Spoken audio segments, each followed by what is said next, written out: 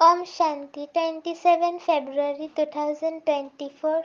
मीठे बच्चे, सदा बाप की याद का चिंतन और ज्ञान का विचार सागर मंथन करो तो नई नई पॉइंट्स निकलती रहेगी, खुशी में रहेंगे।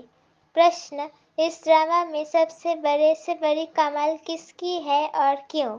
उत्तर, पहला, सबसे बड़ी कमाल है शिव की, क्योंकि वो तुम्हें सेकंड में परिज़्यादा बना देते हैं।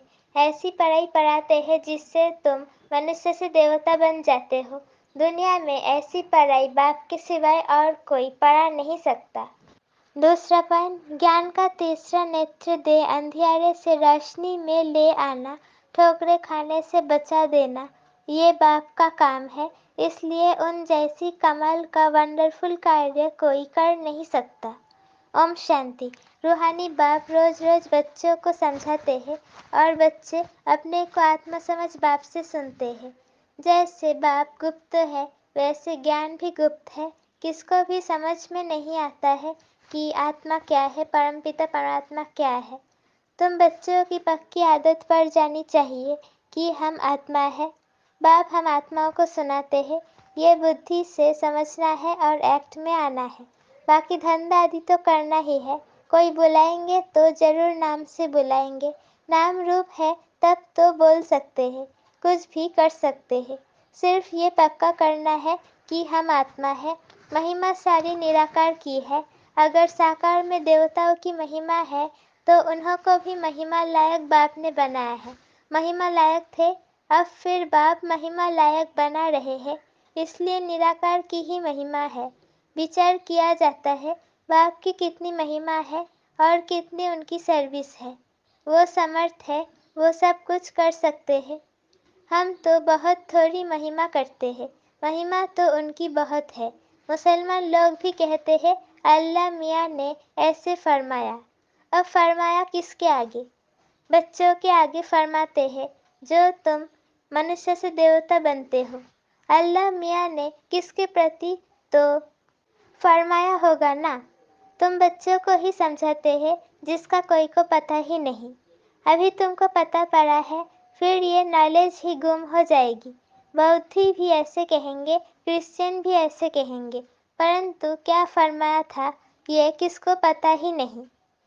बाप तुम बच्चों को अल्फ और बे समझा रहे हैं।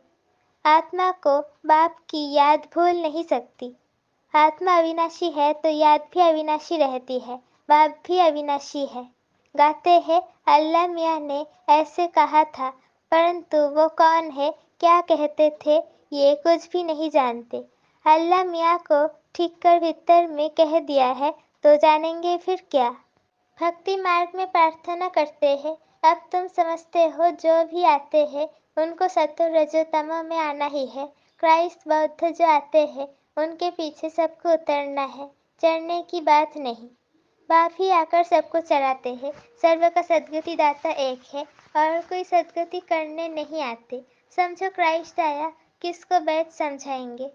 इन बातों को समझने लिए अच्छी बुद्धि चाहिए, नई नई युक्तियाँ निकलनी चाहिए, मेहनत करनी है, रतन निकलना है। इसलिए बाबा कहते हैं विचार सागर मंथन करके लिखो, फिर पढ़ो कि क्या क्या मिस हुआ। बाबा का जो पाठ है वो चलता रहेगा। बाप कल्प पहले वाली नॉलेज सुनाते हैं। ये बच्चे जानते हैं कि जो धर्म स्थापन करने आते हैं उनके पीछे उनके धर्म वालों को भी नीचे उतरना है। वो किसको चढ़ाएंगे कैसे? सीढ़ी नीचे उतरनी ही है, पहले सुख पीछे दुख। ये नाटक बड़ा फाइन बना हुआ है। विचार सागर मंथन करने की जरूरत है। वो कोई की सदगति करने नहीं आते, वो आते हैं धर्म स्थापन करने। ज्ञान का सागर एक है और कोई में ज्ञान नहीं है। ड्रामा में दुख सुख का खेल तो सभी के लिए है, दुख से भी सुख जास्ती है। ड्रामा में पार्ट बजाते हैं तो जरूर सुख होना चाहिए। बाप दुख थोड़ी स्थापन करेंगे, बाप तो सबको सुख देते हैं। विश्व में शांति हो जाती है, दुखधाम में तो शांति हो न सके।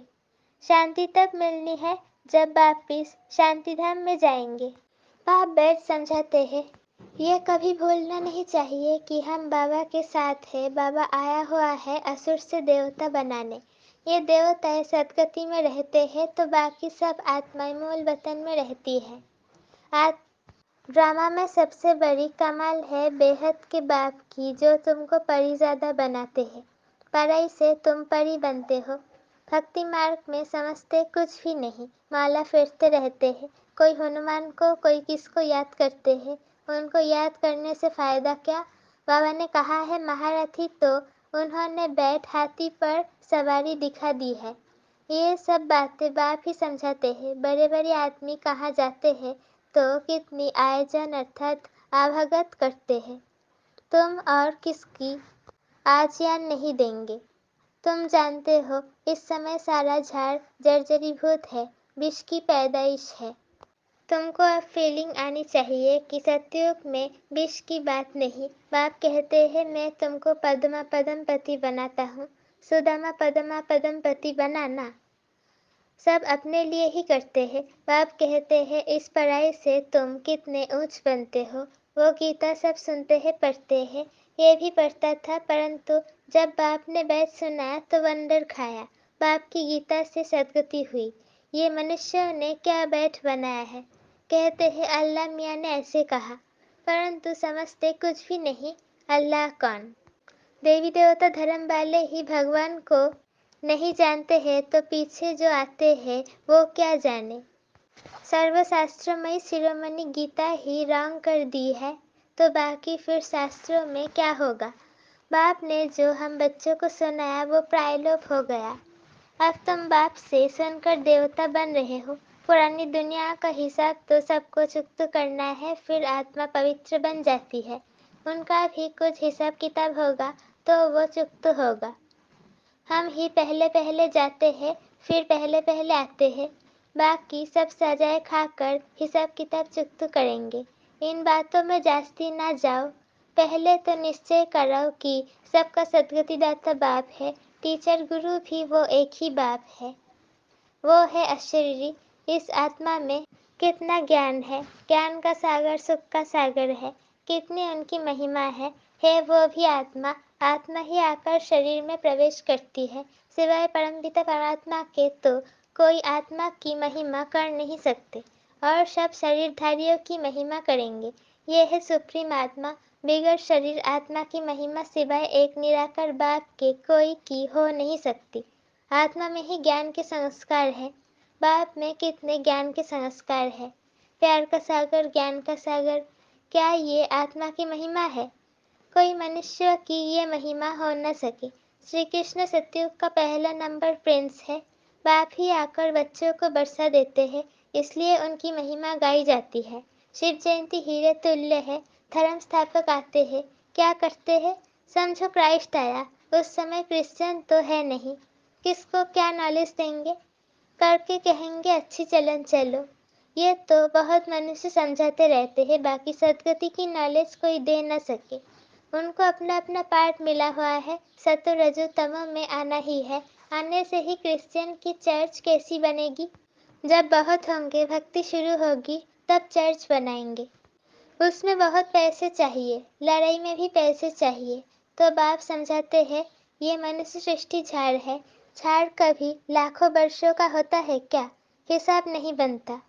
बाप कहते हैं हे बच्चे, तुम कितने बेसमझ बन गए थे। अभी तुम समझदार बनते हो। पहले से ही तैयारी होकर आते हो राज्य करने। वो तो अकेले आते हैं, फिर बाद में वृद्धि होती है। झाड़ का फाउंडेशन देवी देवता, उनसे फिर 3 ट्यूब निकलते हैं। फिर छोटे छोटे मठ पंथ आते हैं।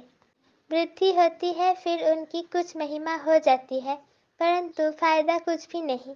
सबको नीचे आना ही है। तुमको अभी सारी नॉलेज मिल रही है। कहते हैं गॉड इज नॉलेजफुल, परंतु नॉलेज क्या है ये किसको मालूम नहीं है। तुमको अभी नॉलेज मिल रही है। भाग्यशाली रथ तो जरूर चाहिए। बाप साधारण तन में ही आते हैं, तब ये भाग्यशाली बनते हैं। सत्युग में सब पद्मा पद्म भाग्यशाली है। अब तुमको ज्ञान का तीसरा नेत्र मिलता है, जिससे तुम लक्ष्मी नारायण जैसे बनते हो। ज्ञान तो एक ही बार मिलता है। भक्ति में तो धक्के खाते हैं, अंधियारा है। ज्ञान है दिन, दिन में धक्के नहीं खाते। बाप कहते हैं भल घर में गीता पाठशाला खोलो। बहुत ऐसे हैं जो कहते हैं हम तो नहीं उठाते, दूसरों के लिए जगह देते हैं। ये भी अच्छा। यहाँ बहुत साइलेंस होनी चाहिए। ये है होलीएस्ट ऑफ होली क्लास, जहाँ शांति में तुम बाप को याद करते हो। हमको अब शांतिधाम जाना है, इसलिए बाप को बहुत प्यार से याद करना है। सत्ययुग में 21 जन्म के लिए तुम सुख शांति दोनों पाते हो। बेहद का बाप है, बेहद का बरसा देने वाला, तो ऐसे बाप को फॉलो करना चाहिए। अहंकार नहीं आना चाहिए, वो गिरा देता है। बहुत धैर्यवत अवस्था चाहिए, हठ नहीं। देहाभिमान को हठ कहा जाता है। बहुत मीठा बनना है। देवताएं कितने मीठे हैं, कितनी कशिश होती है। बाप तुमको ऐसा बनाते हैं, तो ऐसे बाप को कितना याद करना चाहिए। तो बच्चों को ये बातें बार बार सिमरन कर हर्षित होना चाहिए। इनको तो निश्चय है कि हम शरीर छोड़िए अर्थात लक्ष्मी नारायण बनेंगे। एम ऑब्जेक्ट का चित्र पहले पहले देखना चाहिए। वो तो पढ़ाने वाले देहधारी टीचर होते हैं, यहाँ पढ़ाने वाला निराकार बाप है जो आत्माओं को पढ़ाते हैं। ये चिंतन करने से ही खुशी होती है। इनको ये नशा रहता होगा कि ब्रह्मा से विष्णु, विष्णु से ब्रह्मा कैसे बनते हैं। ये वंडरफुल बातें तुम ही सुनकर धारण कर फिर सुनाते हो। बाप तो सबको विश्व का मालिक बनाते हैं, बाकी ये समझ सकते हैं कि राजाई के लायक कौन कौन बनेंगे। बाप का फर्ज है बच्चों को ऊंचा उठाना। बाप सबको विश्व का मालिक बनाते हैं। बाप कहते हैं मैं विश्व का मालिक नहीं बनता हूँ। बाप इस मुख द्वारा बैठ नॉलेज सुनाते हैं। आकाशवाणी कहते हैं परंतु अर्थ नहीं समझते। सच्ची आकाशवाणी तो ये है जो बाप ऊपर से आकर इस गौमुख द्वारा सुनाते हैं। इस मुख द्वारा वाणी निकलती है। बच्चे बहुत मीठे होते हैं, कहते हैं बाबा आज टोली खिलाओ। छछी अर्थात बहुत, टोली बच्चे। अच्छे बच्चे कहेंगे हम बच्चे भी हैं तो हम सर्वेंट भी हैं। बाबा को बहुत खुशी होती है बच्चों को देखकर। बच्चे जानते हैं समय बहुत थोड़ा है। इतने जो बम्स बनाए हैं वो ऐसे ही फेंक देंगे क्या? जो कल्प पहले हुआ था सो फिर भी होगा। समझते हैं विश्व में शांति हो, परंतु ऐसे तो हो न सके। विश्व में शांति तुम स्थापन करते हो, तुमको ही विश्व के बादशाही की प्राइस मिलती है। देने वाला है बाप। योग बल से तुम विश्व की बादशाही लेते हो, शारीरिक बल से विश्व का विनाश होता है। साइलेंस से तुम विजय पाते हो। अच्छा, मीठे मीठे सिकी लधे बच्चों प्रति माता पिता बाप दादा का याद प्यार और गुड मॉर्निंग। रूहानी बाप की रूहानी बच्चों को नमस्ते। हम रूहानी बच्चों की रूहानी माता पिता बाप दादा को याद प्यार, गुड मॉर्निंग और नमस्ते। शुक्रिया बाबा, शुक्रिया। धारणा के लिए मुख्तसर पहला पॉइंट, अपनी अवस्था बहुत धैर्यवत बनानी है। बाप को फॉलो करना है। किसी भी बात में अहंकार नहीं दिखाना है। देवताओं जैसा मीठा बनना है। दूसरा पॉइंट, सदा हर्षित रहने के लिए ज्ञान का सिमरन करते रहो। विचार सागर मंथन करो। हम भगवान के बच्चे भी हैं तो सर्वेंट भी है। इसी स्मृति से सेवा पर तत्पर रहो। वरदान, मन मन भव के साथ मध्याजी भव के मंत्र स्वरूप में स्थित रहने वाले महान आत्मा भव। आप बच्चों को मन मन भव के साथ मध्याजी भव का भी वरदान है। अपना सर्ग का स्वरूप स्मृति में रहे, इसको कहते हैं मध्याजी भव। जो अपने श्रेष्ठ प्राप्तियों के नशे में रहते हैं वही मध्याजी भव के मंत्र स्वरूप में स्थित रह सकते हैं। जो मध्याजी भव है वो मनमन भव तो होंगे ही। ऐसे बच्चों के हर संकल्प, हर बोल और हर कर्म महान हो जाते हैं। स्मृति स्वरूप बनना माना महान आत्मा बनना। स्लोगन, खुशी आपका स्पेशल खजाना है, इस खजाने को कभी भी नहीं छोड़ना। खुशी आपका स्पेशल खजाना है, इस खजाने को कभी नहीं छोड़ना। ओम शांति।